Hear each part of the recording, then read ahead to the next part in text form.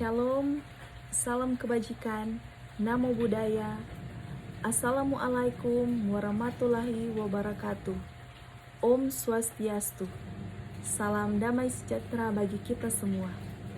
Perkenalkan, nama saya Susan Lampa, mahasiswa ahli jenjang semester 6 Fakultas Keperawatan Universitas Sariputra Indonesia Tomohon. Baiklah, saat ini saya akan membawakan topik tentang filsafat Buddha atau ajaran Buddha. Filsafat Buddha mengacu pada pandangan atau penerapan ajaran Buddha terhadap nilai-nilai kehidupan, eksistensi, pengetahuan, akal, budi, materi, serta moralitas manusia.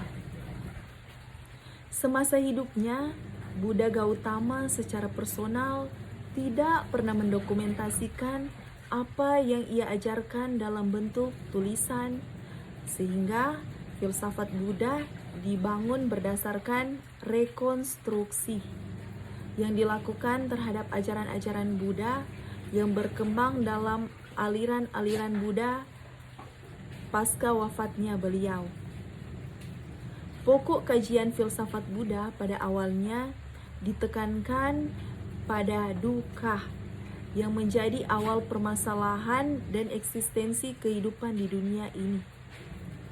Pokok kajian tersebut dirangkum dalam 4 kebenaran mulia, termasuk di dalamnya jalan pembebasan dari dukkha tersebut untuk mencapai nibbana.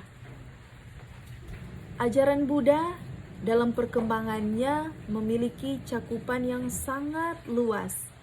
Dalam tinjauannya, ajaran Buddha pada masa-masa awal dapat diredukasi menjadi beberapa pondasi dasar, yakni pertama, 4 kebenaran mulia. Yang kedua, jalan mulia berunsur 8. Yang ketiga, kama. Dan yang keempat, kelahiran berulang atau punarbhawa. Kita masuk dalam pondasi dasar yang pertama, yaitu 4 kebenaran mulia. Salah satu ajaran dasar Buddha dikenal sebagai 4 kebenaran mulia. 4 kebenaran mulia merupakan ajaran Buddha untuk menghindari dukkha. Maka manusia harus memahami 4 kebenaran mulia, yaitu pertama, kebenaran tentang penderitaan atau dukkha. Dukkha meliputi 5 proses atau aspek yang dialami manusia di dunia, yaitu kelahiran, proses penuaan hingga kematian, kesedihan serta keputusasaan, disatukan dengan yang tidak dicintai, perpisahan dengan yang dicintai, dan tidak memperoleh yang diinginkan. Kelima hal yang melekat pada diri manusia tersebut adalah dukkha. Yang kedua ialah kebenaran tentang asal mula penderitaan atau samudaya. Setiap penderitaan di dunia ini, menurut ajaran Buddha, memiliki sebab. Contohnya, penyebab seorang manusia dilahirkan kembali adalah adanya keinginan untuk hidup. Sumber dari dukkha atau penderitaan menurut ajaran Buddha adalah tanha, yaitu nafsu keinginan yang tidak ada habis-habisnya. Nafsu ini dibagi terwujud. Adalah 3 bentuk yang disebut sebagai 3 akar kejahatan, yang di dalamnya terdapat keserakahan, kebodohan, dan kebencian. Kemudian yang ketiga adalah kebenaran tentang terhentinya penderitaan atau nirodha. Menurut ajaran Buddha, cara menghentikan penderitaan atau dukkha ialah dengan menghentikan sumber dari penderitaan tersebut, yaitu tanha atau nafsu keinginan. Secara singkat, jika kita menghentikan sebab, maka tidak akan ada akibat yang kita peroleh dari dukkha itu sendiri. Setelah terbebas dari dukkha, maka kita akan menuju nirvana atau ketiadaan yang abadi. Kemudian keempat, kebenaran tentang jalan menuju terhentinya penderitaan atau maga.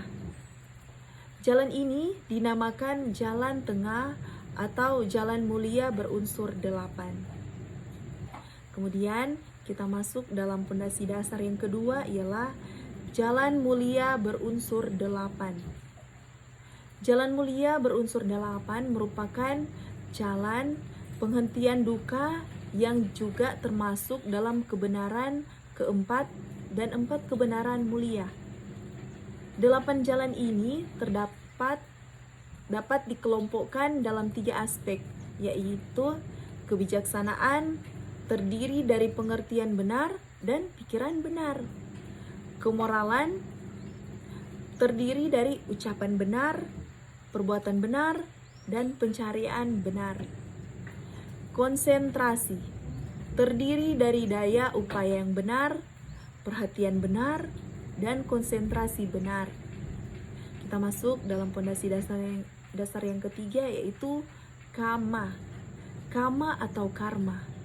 Dalam bahasa Sanskerta, secara harafiah berarti perbuatan atau suatu aksi.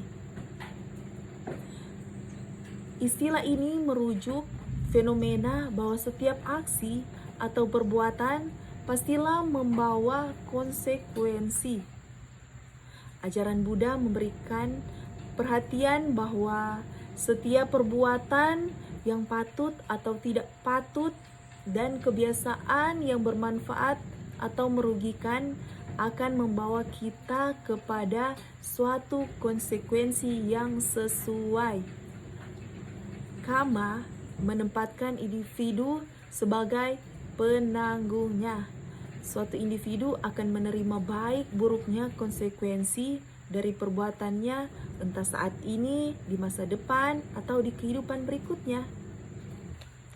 Kemudian kita masuk dalam pondasi dasar yang keempat, kelahiran kembali atau punarbawa.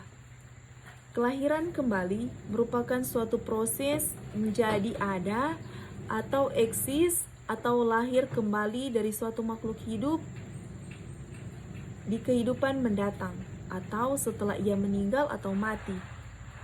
Proses ini berkaitan dari kama atau perbuatannya. Suatu individu pada kehidupan lampau. Terjadinya kelahiran kembali pada suatu makhluk mengindikasikan bahwa makhluk tersebut masih memiliki keterikatan duniawi. Ajaran Buddha mengajarkan untuk menghindari kelahiran kembali melalui jalan mulia berunsur 8. Demikian topik yang saya bawakan tentang filsafat Buddha atau ajaran Buddha. Namo Buddhaya dan Sabe Sata Bhawantu Sukhitata. Semoga semua makhluk hidup berbahagia. Terima kasih.